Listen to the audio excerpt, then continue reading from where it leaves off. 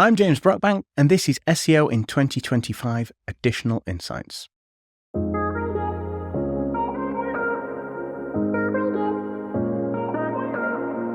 James, what's your additional insight for SEO in 2025? My additional insight is that many SEOs struggle to explain the concept of EEAT, experience, expertise, authoritativeness, and trustworthiness to wider stakeholders within a business to get the buy-in that's needed to actually level up in this area. So instead of thinking about EEAT as an SEO concept, SEOs and marketers should position this as a business's online reputation.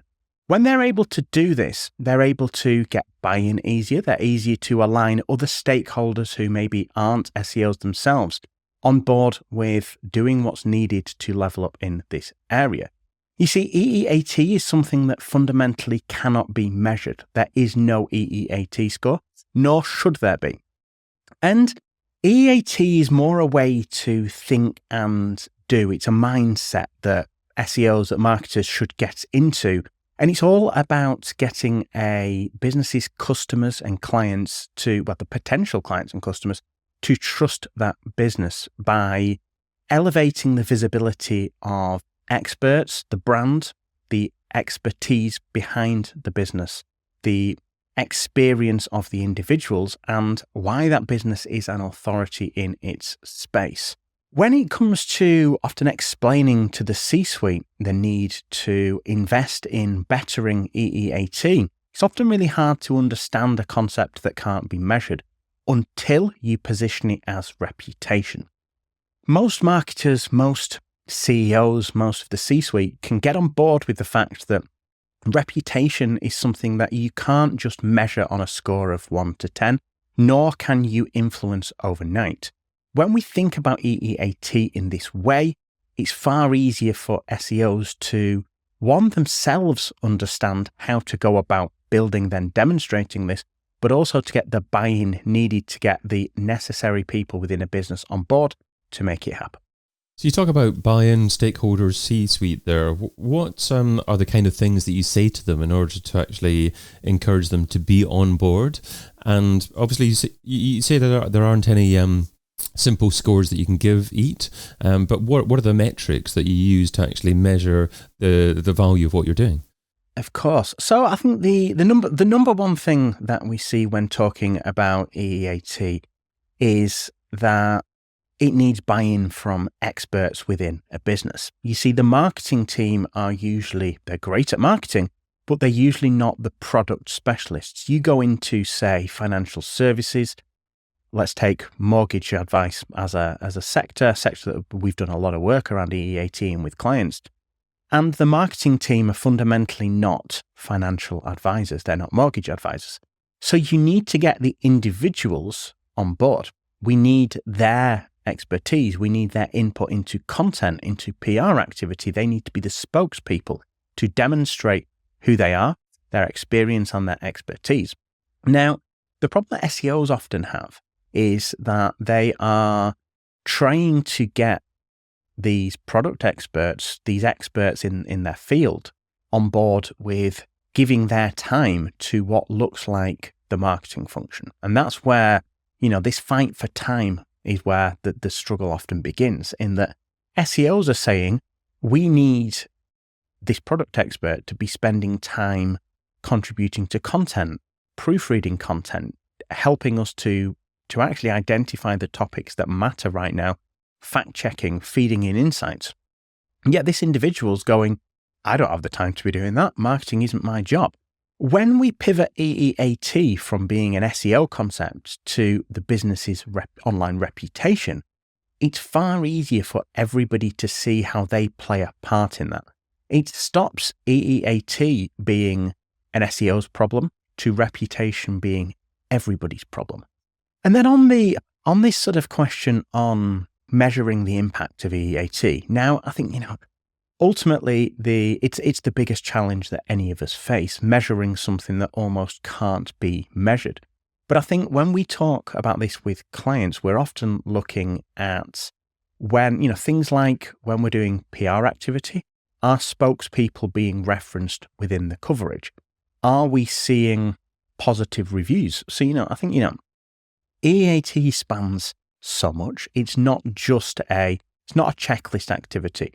Often businesses have to go through some sort of a fundamental shift if they have reputation issues. Now, if we were talking about this from a conversion rate optimization perspective, it's really easy to understand why the business needs to be doing better to get better reviews. And I think, where SEOs go wrong with measuring EAT is that we need to turn to other channels. When you are able to get EAT right in certain sectors, in B2B as an example, we would expect to see this over time have an uplift in leads, in conversion rate, in positive reviews. If we are doing the things needed to encourage this activity, to build this reputation, we would expect to see a more positive sentiment on social media. And again, I think a lot of these things in isolation they're little measures. But when we look at reputation holistically, we're able to see that we're making progress by looking at often the things that other teams often measure, but that are ultimately, when we get into that mindset shift of EEAT is about doing the things to build the reputation, it's about aligning different teams. And I think, we find on the measurement front, it's sentiment, it's positive reviews, it's spokespeople who are product experts being referenced in press coverage, and those sorts of measures. I guess the challenge is that if you're taking those sorts of measurements as an indicator as whether or not EAT is a success or not, then it's hard to compete against brand pay-per-click, for example, because if someone types in a brand name, then they're highly likely to convert, and you can easily demonstrate the value of that particular paid campaign. But if you have an indirect result of your activities, i.e. If you're improving the quality of your content, the authoritativeness of your content, and that results in improved sentiment, then how do you actually tie back the fact that you've made some tweaks to your content to increase conversion rates? Yeah, very, very good question. And I think, this comes right back to where I started, which is why to us it's so important to get that buy-in. It's so important that everybody is on board, in that really this is about doing everything you can to help a potential customer or client to trust you and your people. And when I get it completely, this is where so much potential work that goes into building and demonstrating EEAT gets lost, is in this almost quest for a really easy metric to measure and go, is this paying off? Now, why I say this is a mindset shift is that this is something that I genuinely believe that businesses should be getting stakeholders on board with. And when we pivot this to be about reputation and helping customers trust a business, we can then start to work backwards from that to put ourselves and our stakeholders in the shoes of a customer and saying, okay, as a business on our website, we are not displaying reviews, as an example. Probably a pretty common one that we see, where all reviews live on third-party sites. They live on FIFO, they live on Trustpilot. Now, bringing that in, you're going, okay, this is all about first impressions. This is all about us positioning ourselves as a trusted expert source of, in many cases, information at top of the funnel, and then a supplier, a retailer at bottom of the funnel. So when we align these things with that customer journey, we're able to say, right, okay, if we can get buy-in at the top on going to align with what Google is saying in their quality rater guidelines right now, no, this is unlikely to be a direct ranking factor. But when we come on to, the role of EEAT in SEO, I think we've got enough insight from the documentation leak last year, various things Googlers have said, the DOJ trial, that Google is training its algorithms, its machine learning algorithms, on content that has been rated by the quality raters. So whilst I don't for a minute believe EEAT is or will ever be a direct ranking factor. We are able to start to educate that Google is training its algorithms on content that has been rated as having high or very high levels of EEAT. So we have to demonstrate the things that puts our content in that same pool. When the algorithms are analyzing a piece of content, we have to put ourselves in that same position. Now, again, I don't for a minute believe EEAT is a checkbox exercise, and the requirements and how far you should go or have to go very much depend on the sector you're in. If you're in a YMYL, your money, your life sector, finance, medical, it becomes so incredibly important. And I think there's so much evidence right now that Google has got a lot better over the past few years at identifying content that doesn't align with almost the training material for EEAT. So when we come to this whole thing on getting investment, answering questions on, is this working? I think a lot of the time where we have to position it as we need to build our reputation, we need to make people trust us, but we also need to align with what Google is telling us the quality raters are rating as high or very high levels of EEAT, because that is what their algorithms are being trained to look for. So we bring it back to SEO, but I think the challenge is often that buy-in for whether it's development resource. One of the common things we see is that author pages don't exist. Having an entity home for an individual, we could talk on entity-based SEO, and we could start to say how positioning experts as entities in the knowledge graph, we can start to look at sort of tangential ways that we can measure parts of EEAT. But ultimately, I think it's getting buy-in from the top to say, we want to provide our customers, our clients, and potential customers and clients with the very, very best experience, help them to trust us. People get that.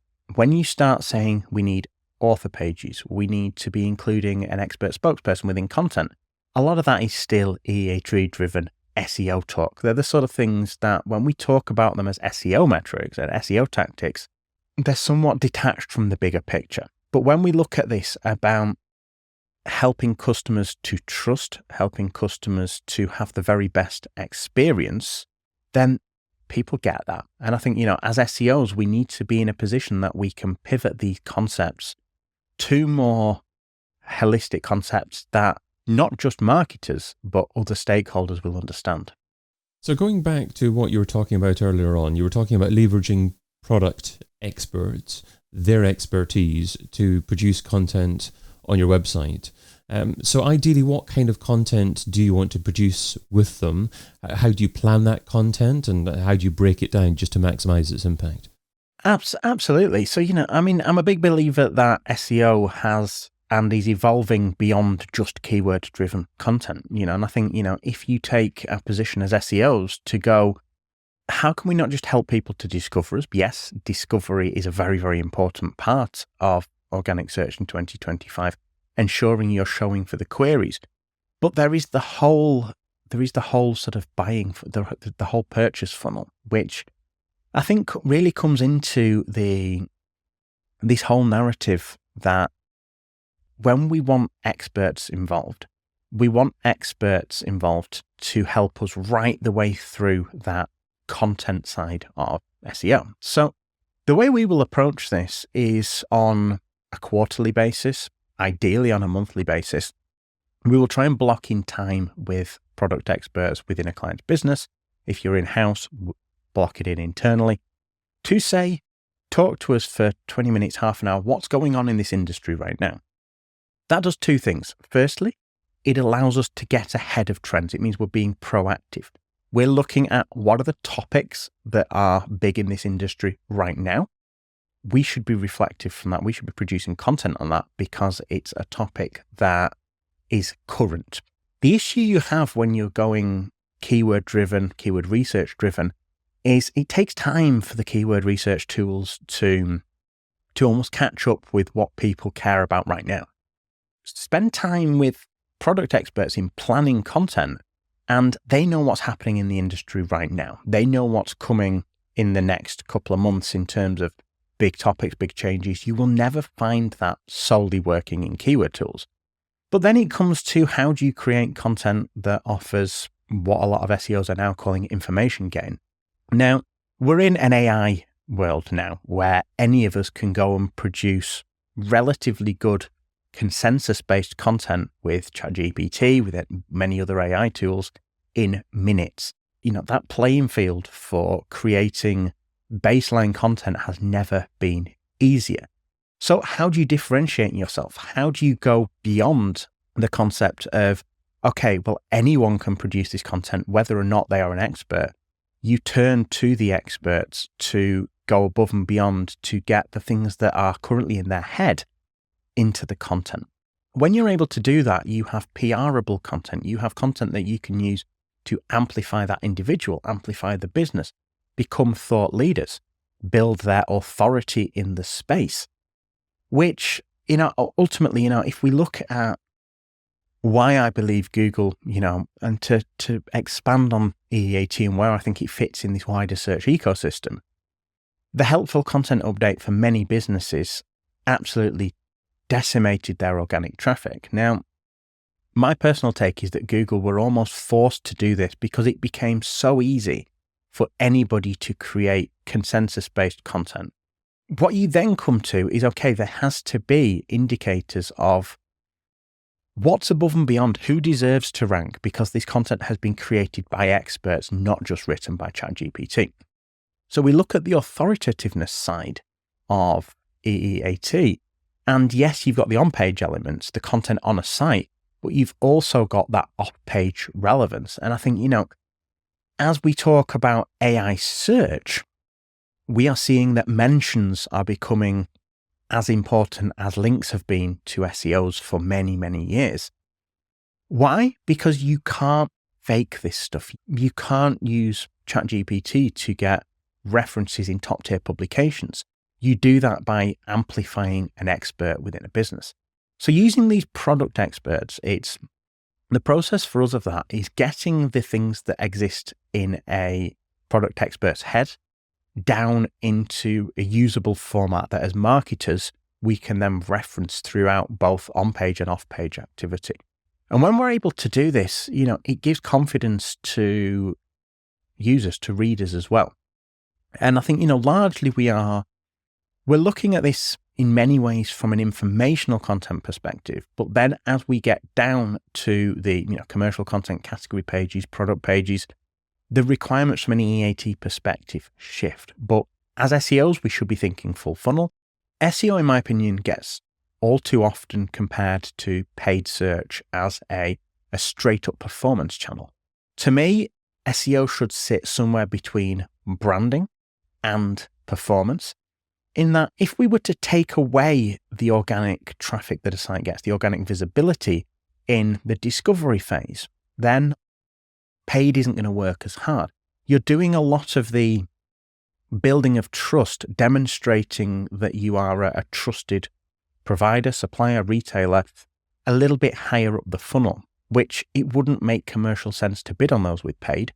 Organic, great.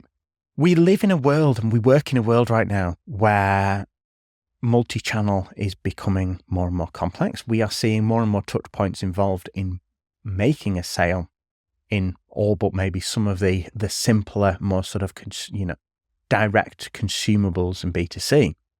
So we need to work holistically to say, how can we use our people not just to demonstrate EEAT, build a reputation through PR activity, through inclusion in content, but also using them to steer what are we actually going to create content on to begin with. If an SEO is struggling for time, what should they stop doing right now so they can spend more time doing what you suggest in 2025? They should stop thinking about SEO in its own silo. SEO is part of a wider marketing ecosystem, and we need to understand where it sits. Take away this organic visibility and other channels become less effective. To be able to spend more time in leveraging EEAT, building and then demonstrating EEAT, and that's a key point I want to keep making, that you cannot demonstrate EEAT if you have not built it. Flip that to reputation, and if you've not built up a reputation, how can you demonstrate it? Too many SEOs jump straight to trying to demonstrate something they haven't built. When we think about SEO more holistically, we can leverage what other channels are doing. We can understand how building our reputation positively impacts every channel and hopefully see an uplift across the board. James Brockbank is Managing Director and Founder at Digital Loft, and you can find him over at digitalloft.co.uk with 1 L. James, thanks so much for adding your additional insight to SEO in 2025. Thank you very much for having me, David. I've been your host, David Bain, and you've been listening to SEO in 2025 Additional Insights, a Majestic series that complements the original podcast, video series, and book. Find out more at SEOin2025.com.